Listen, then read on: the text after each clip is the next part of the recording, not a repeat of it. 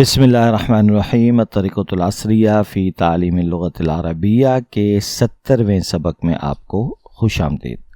آج کا جو سبق ہے اس کا عنوان ہے رسالۃ الی الوالد۔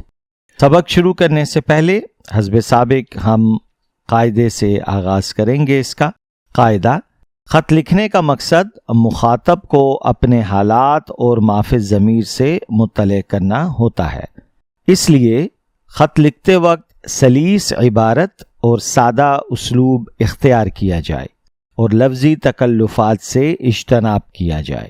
اسی طرح القاب وغیرہ میں بھی اختصار زیادہ پسندیدہ ہے۔ بڑوں کو لکھتے وقت الکریم یا المحترم اور چھوٹوں کو لکھتے وقت العزیز یا الحبیب وغیرہ الفاظ استعمال کیے جاتے ہیں۔ پھر السلام علیکم ورحمۃ اللہ لکھا جاتا ہے۔ تو یہ تو ہے ایک بنیادی ادب جو کہ کسی بھی خط کو لکھنے سے پہلے ان چیزوں کو ذہن نشین کرنا ضروری ہے۔ اب ہم بڑھتے ہیں معنی الکلمات کی طرف۔ التحقت میں شامل ہو گیا، ارجو مجھے امید ہے، وصلت میں پہنچا، اہلک تیرے گھر والے، اخبرہ اسے خبر دو، حفظکم اللہ اللہ آپ کی حفاظت فرمائے، بدأت میں نے شروع کیا، تحیاتی میرا سلام، فرحہ خوش ہوا، ترسل تو بھیجتا ہے تم بھیجتے ہو، نجحت تم پاس ہو گئے یا تو پاس ہو گیا۔ یہ تو تھے بنیادی کچھ الفاظ جن میں اکثر نئے الفاظ ہیں جو خط میں بھی کہیں نہ کہیں ان کا استعمال آتا ہے۔ اب آپ صفحہ پلٹ لیجئے، ہم شروع کرتے ہیں اپنے سبق کو۔ الدرس السبعون 70واں سبق، رسالۃ الی الوالد، والد کی جانب لکھا گیا خط، یا ہم کہیں گے کہ والد کو خط۔ بسم اللہ الرحمن الرحیم۔ کراتشی یعنی جس شہر سے یہ خط بھیجا جا رہا ہے اس کا ہم نے اشارہ لکھ دیا۔ والد الکریم حفظکم اللہ تعالی، والد محترم اللہ آپ کی حفاظت فرمائے، السلام علیکم ورحمۃ اللہ وبرکاتہ، سلام آ گیا۔ وبعد اس کو ہم اردو میں کہتے ہیں بعد السلام، عرض یہ ہے۔ اب وہ کیا عرض ہے کہ فقد وصلت الی کراتشی فی 10 شوال۔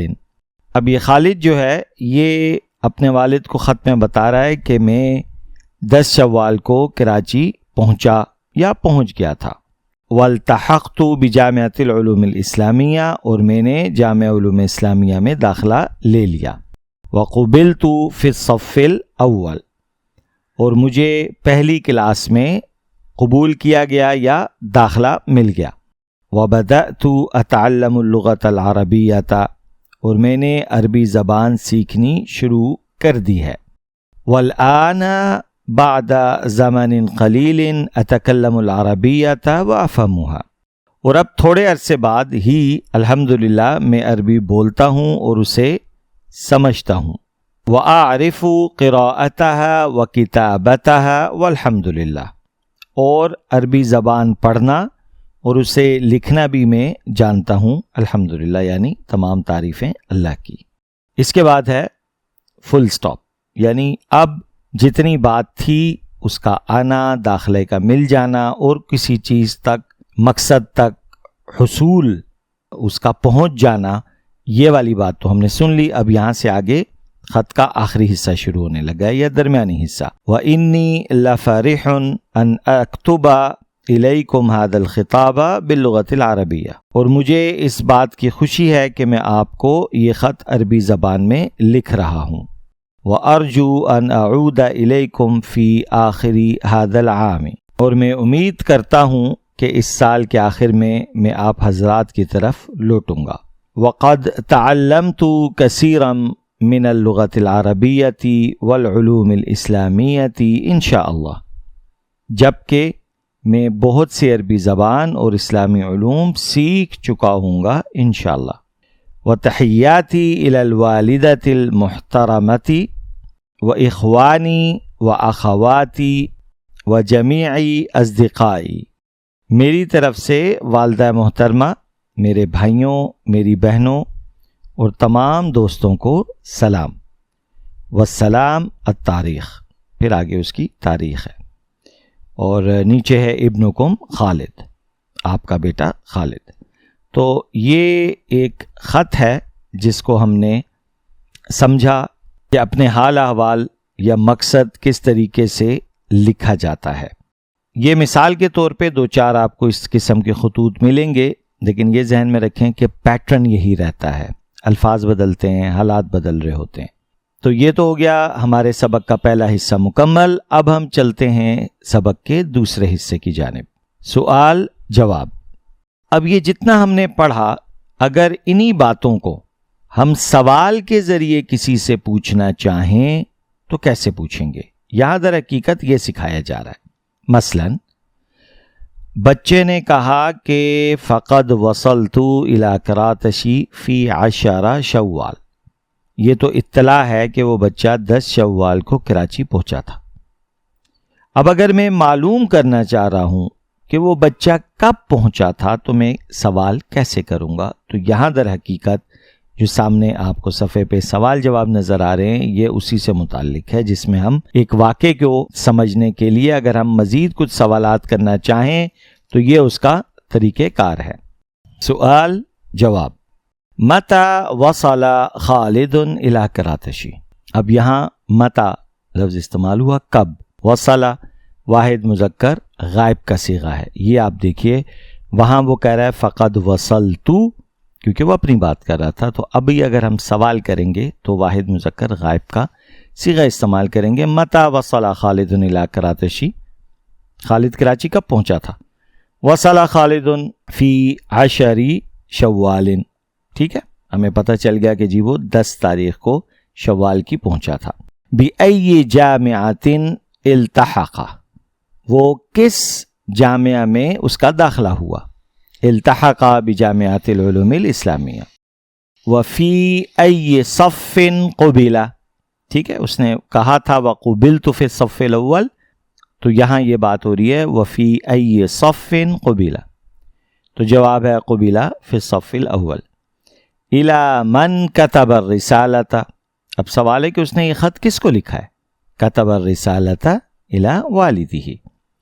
هل کتب الرسالۃ بالاردیہ؟ اب یہ بھی ایک سوال ہوتا ہے، بھئی کس زبان میں اس نے خط لکھا؟ تو جواب ہے لا بل کتبہا بالعربیہ، کتبہا کیونکہ رسالہ، ٹھیک ہے۔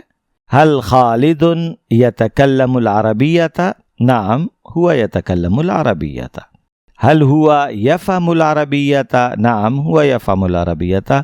یہ سوالات کہاں سے پیدا ہوئے؟ جہاں خالد نے کہا تھا کہ والآن بعد زمن قلیل اتکلم العربیۃ وافهمها، تو یہ بیسکلی اس عبارت سے نکلے ہوئے سوالات ہیں۔ هل تفهم العربیۃ؟ نعم افهم العربیۃ۔ اب یہ آپ سے سوال ہو گیا، کیا آپ عربی جانتے ہیں، سمجھتے ہیں؟ آپ نے کہا جی میں سمجھتا ہوں۔ هل تتکلم العربیۃ؟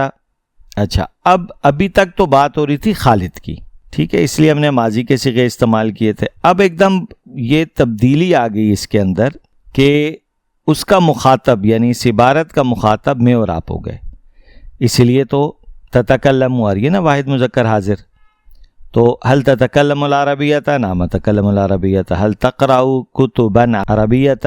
کہ کیا آپ عربی کتابیں پڑھتے ہیں؟ نعم اقرأ کتبا عربیہ۔